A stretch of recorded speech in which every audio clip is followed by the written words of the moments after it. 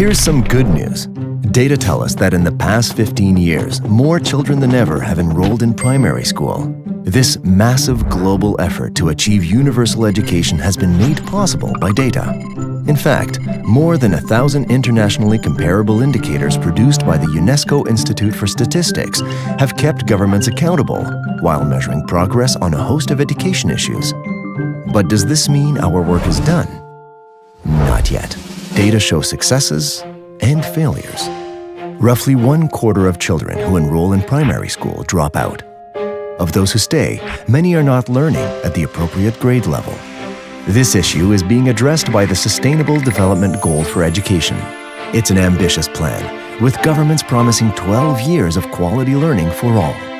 But to meet and measure this goal, we need more data, especially from poor countries, so we can produce different kinds of indicators. But data are messy. Education data come from many sources, each with its own criteria and classifications. This makes it hard to answer even simple questions, such as, how much does education cost?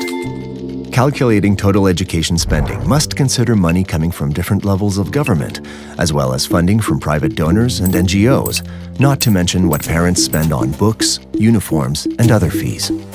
To get a clearer picture, we're working with governments to develop common standards for all countries, and conducting workshops to show statisticians how to find and use data from different sources. By improving the quality of national data, governments can spend smarter, and our job of producing global indicators becomes much easier.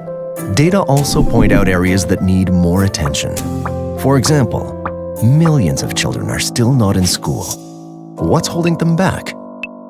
We work with partners in countries with high exclusion rates to collect a wide range of data and information. With detailed profiles of out-of-school and at-risk children, governments can address the factors that perpetuate inequality and tailor plans to ensure that every child enjoys the right to education. But that's still not enough. Data tell us that millions of children are leaving school without a basic grasp of reading and mathematics. How can we expect these children to compete in today's rapidly changing job market? Many countries conduct learning assessments, but right now there is no way to compare results on a global scale.